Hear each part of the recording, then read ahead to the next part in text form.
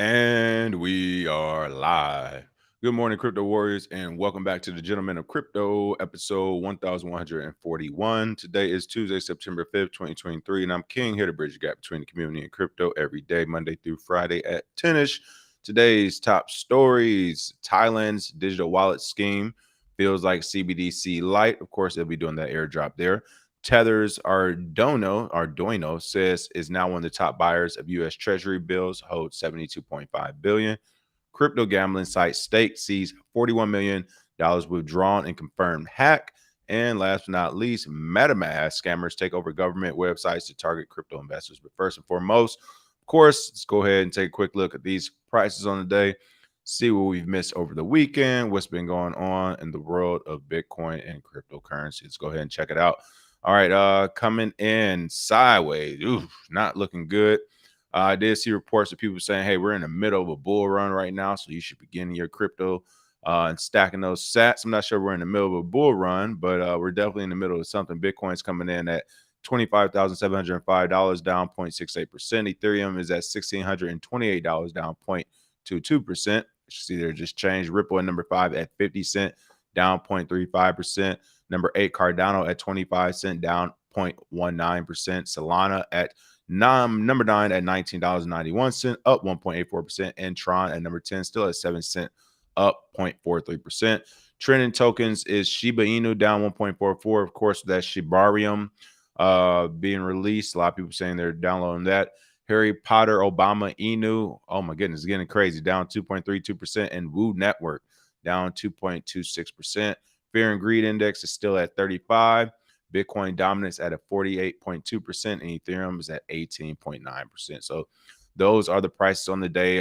Prices in the news, for the most part, we're still moving sideways, which could be a good thing for some people. Gives you a chance to definitely stack sat. So we're in good shape there. Really quick, good morning. What's going on, BK Crypto? How many developers? Satoshi Slim, Chloe Dior, Larry Enns, Crypto CD. Good morning, Alipio, El Demnum. Good morning, everybody. Welcome back to the show.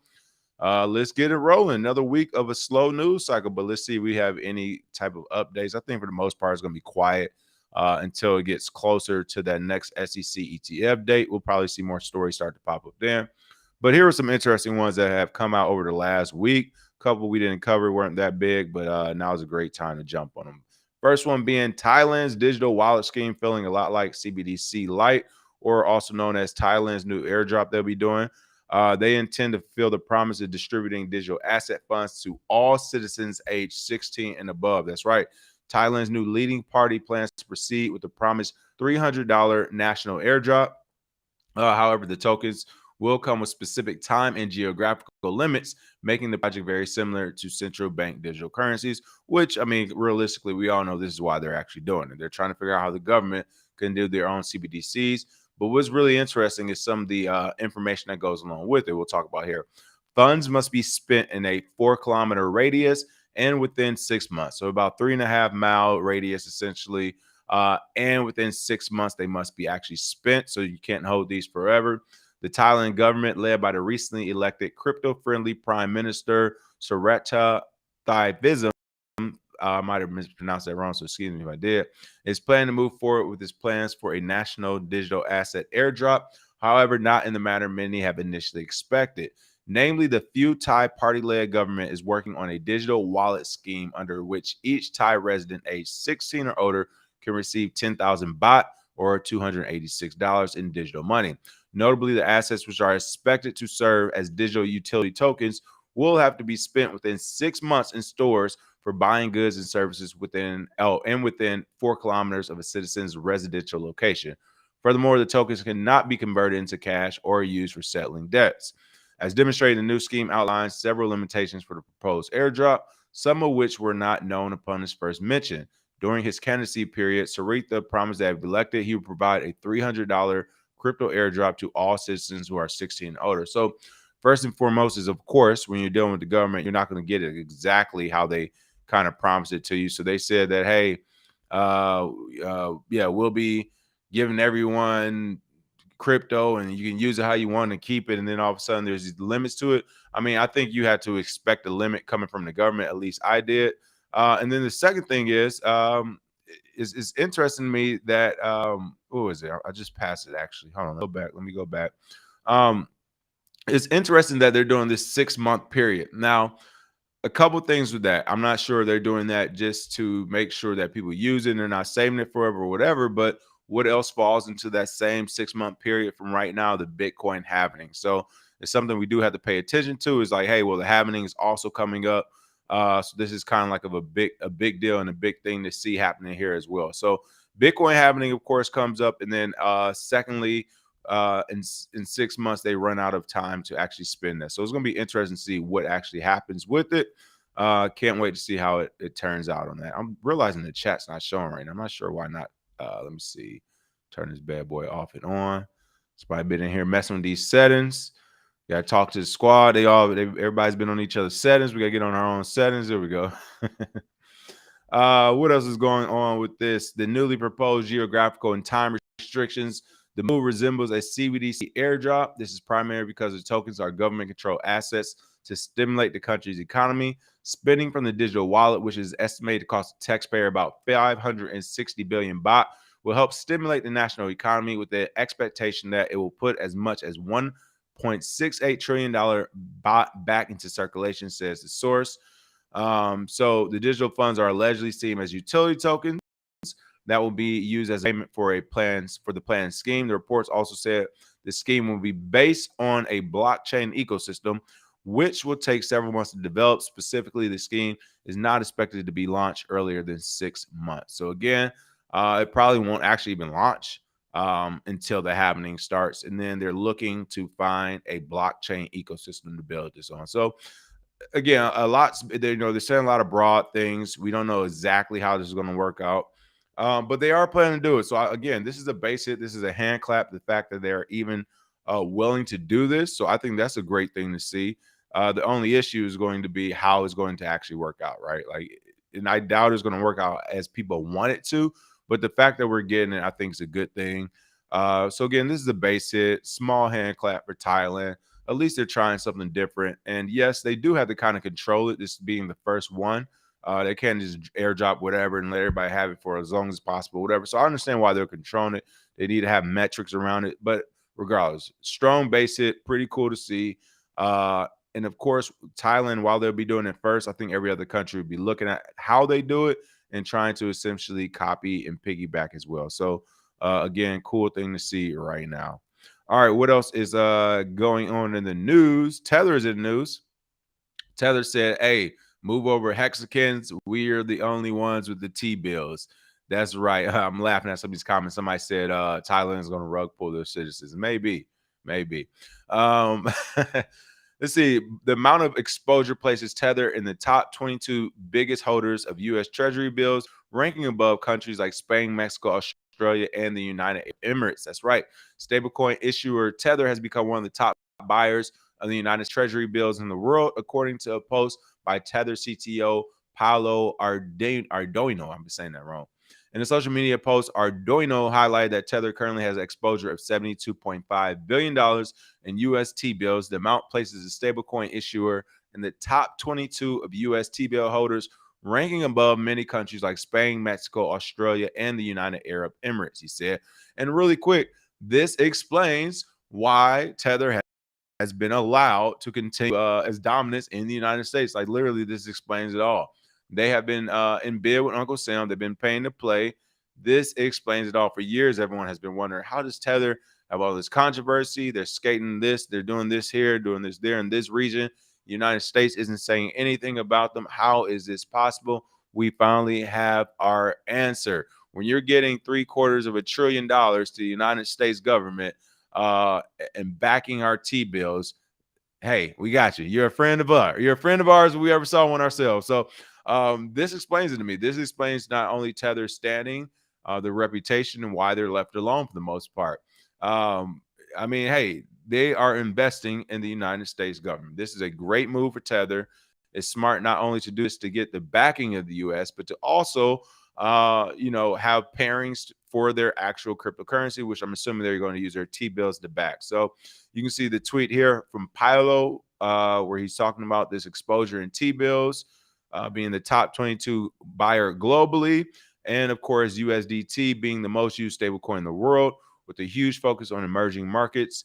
And he goes on in more detail talking about how USDT is a lifeline for these actual different countries that are using them. So pretty cool to see. Again, I think this is a very important thing to see.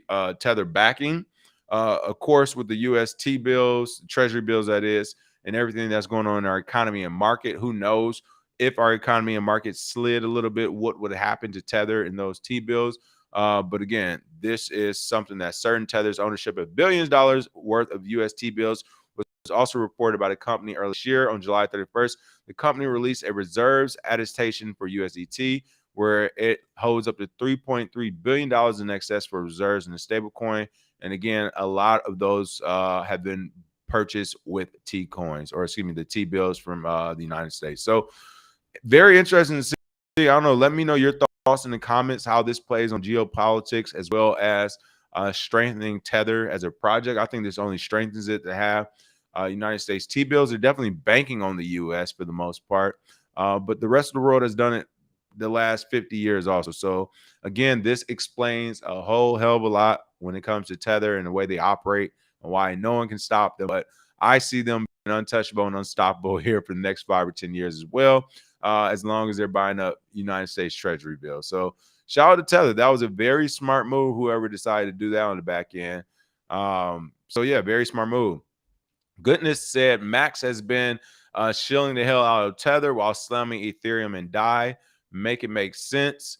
I mean, maybe it's the controls on it. Maybe he thinks that Tether isn't as centralized in control as Ethereum and DAI. I haven't really heard the feedback on that, so I couldn't tell you. I have to actually listen to it as well. New York Mellon is their bank. New York Mellon is Tether's bank. Well, there we go. There we have it. We know how Tether's been doing their thing. Shout out to Tether. They did that very smart. They made it smart. So very interesting to see. Enzo is something, I'm assuming this Thailand airdrop says spending on street food would have been great. Hey, they might be able to. They can spend it on street food. That would be super cool. I doubt it. I think it's only going to be for services right now. All right, what else do we have going on? Slow news day as always, unfortunately. I won't say as always, as of late. Oh, this was a crazy one. Stake.com was hit with a hack. If you all saw that, crypto gambling site Stake sees $41 million withdrawn in a confirmed hack. That's right. Unusually large withdrawals were reportedly made from Stake to an account with no previous activity, with funds stolen, including Tether and Ether.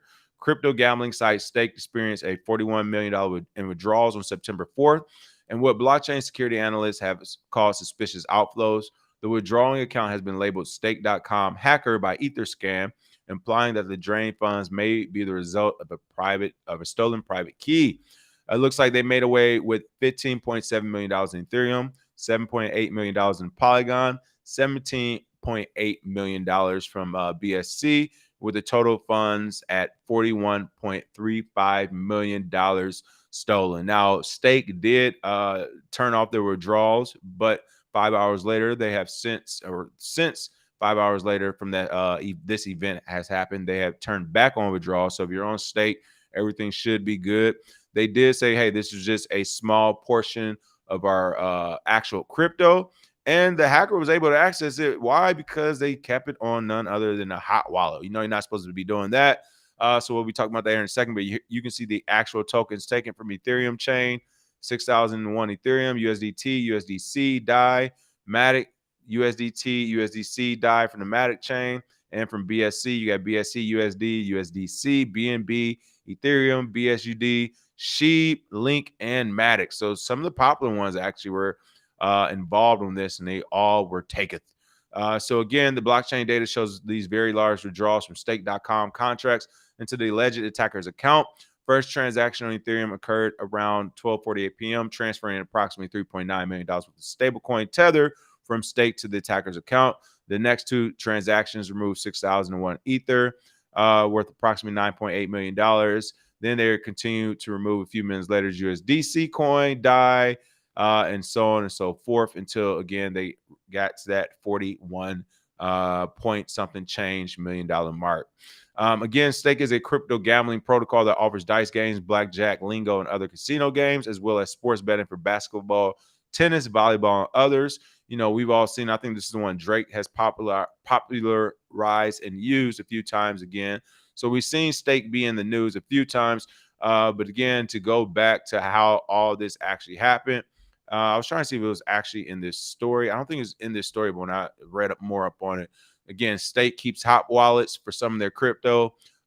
This crypto was in a hot wallet that was hit, and that's how they were able to take it. Here we go. Stake confirmed the hack via social media 3 hours ago. Unauthorized TXs were made from Stake's Ethereum BSC hot wallets. The team stated, "We are investigating and we'll get the wallets up as soon as they're completely resecured." The team also claimed that user funds are safe. Stake co-founder Ed Craven clarified that Stake keeps a small portion of its crypto reserves in hot wallets at any given moment for these reasons, implying that the losses are a small percentage of the total and will not affect the user. Now, the only thing I didn't understand is that they keep a small portion of its crypto reserves in hot wallets at any given moment for these reasons. Like, I don't understand. You keep money in your hot wallet to satisfy a hacker. I'm not. I didn't fully understand that one. It's like we keep money in hot wallets for this reason, to get hacked, because that's the only thing that could happen when it's in a hot wallet. I'm confused on what they meant by that. So I don't know. I won't speculate, but the way I'm digesting that is super confusing. Is like, oh, this is why we do it. This is why you shouldn't do it, I would say. Not only that, I mean, I would say lesson learned, but it seems like standard operating procedure for them. I guess my question or my thing would be like, how much of a percentage is this, right? And whose is it? If you're saying it's not user funds, is this Stakes profit? And if it is profit, how much profit do you all have? How much are you profiting yearly? Because $41 million isn't nothing small to sniff at. Think of it this way. If they had done something to make them $41 million, Uncle Sam would be beating down their door for that money, right? That tax money. They would have to give it up. So $41 million isn't anything small. It isn't anything. Oh, that's just a little crypto dust. It's like, no, that's an account. That was someone's account. That's either profit or customer funds. You're saying it's not customer funds. You're saying it's profit. I want to know how much you're making at this point, and not be all in your business, but just to make sure the customer funds are safe. Because again, $41 million is being snatched out of hot wallet. I don't know. I would like to know the exact percentage of that and how it's working against the business. It doesn't look like they're going to tell us. I believe they're more likely a private company, so they don't have to tell us. But again, that is Stake. So it's not just users, individuals that are getting hit. There's actual companies and big projects getting hit. So don't feel bad if it's ever happened to you. But again, you have to be vigilant. You have to be vigilant, regardless if you're operating yourself within your own infrastructure, your own wallets, your own architectural things that you've built out in this space, or if you're operating on someone else's websites as large as the Stake, whatever, like, is that big. So it's something you need to think about. Robert Vermouth said BlackRock trusts Coinbase. I do too. I'm assuming, let's see. I am assuming you're talking about BlackRock, and are they using Coinbase to actually to store their Bitcoin? If that's the case, I wouldn't say necessarily the same. It's a big difference between BlackRock using the Coinbases of the world or Binances or anybody else out there to store their crypto, and you. The primary difference is the legal team. I mean, straight up, BlackRock has hundreds of $1 millions to spend on lawyers to go after everything Coinbase owns if they store their crypto there and don't get it back. You and I do not. So I wouldn't necessarily say that if it's good enough for them, it's good enough for us. I wouldn't really say that. Like, it's kind of like looking at what was it, BitPay. BitPay used to be good enough for the average user, and then it was good enough for the institution. Then they cut off the average user intentionally. They was like, we don't want this type of business. Then they reopened it, right? Once they reopened it, I can never say like, oh, well, as big as BitPay's good enough for Walmart, it must be good enough for me. When the reality is like, no, they don't want to service the individual customer. It's too much, whatever, for them. They rather service the institution. So it's not the same. I want to be, clear on that with a few of that stuff. Like, it's not really the same. So, but it will be interesting to look at how that business is happening on the back end for the BlackRocks and Coinbases of the world. Let's see. Goodness says Stake holds over 600,000 of sheep. Put up the clown face in them. I know, this is crazy. Why are these second-rate companies using hot wallets? Is Coinbase only grown up in the space? Says Robert Vermouth. I will only assumption I have, especially for a betting site, is the liquidity factor. You do have to stay super liquid, so you probably would need some hot wallets for that. But even then, like the 40 million, I'd rather have a customer that I owe 20 or 10 million to get upset and be like, hey, email a request and we get it, situated immediately versus leaving it open for it just to happen and then the hacker come in. So that's something to think about as well. Let's see. BlackRock shilling paper Bitcoin is a net negative. Plus, there would be wallet disputes in the future. I got my popcorn. Let's see. BlackRock trusts a different kind of Coinbase you use. Coinbase is about to rug pull the world. Wouldn't doubt it as well. Let's see. Oh, I didn't even know that. Jake Fever said you called that BitBoy stuff, LOL, distance from stake. I didn't know he was even involved in stake, but yeah, it's definitely. Kaiju said $41 million is lunch money. Come on. I agree. It is lunch money for sure. But again, I need to know whose lunch money. That's all. I just want to know whose lunch money. Was it customer lunch money? Was it profit lunch money? Or was it business operating cost lunch money? I just want to know whose lunch money it was. But I do agree with you in the big scheme of things for sure. All right, last but not least, this was a very interesting story right here. I had to cover this one. Metamask scammers take over government websites to target crypto investors. That's right. Listen, the balls are getting bigger and bigger. They're tired of going after these second-rate stake.com sites we talked about. They're saying, let's just take over the whole government site and trick everybody. Official government websites from India, Nigeria, Egypt, Colombia, Brazil, Vietnam, and other jurisdictions have been found redirecting to fake MetaMask websites. That is right. All of our old President Trump's favorite countries to visit. Or as he would probably call many of those places, the shitholes of the world are being hacked, essentially. That's right.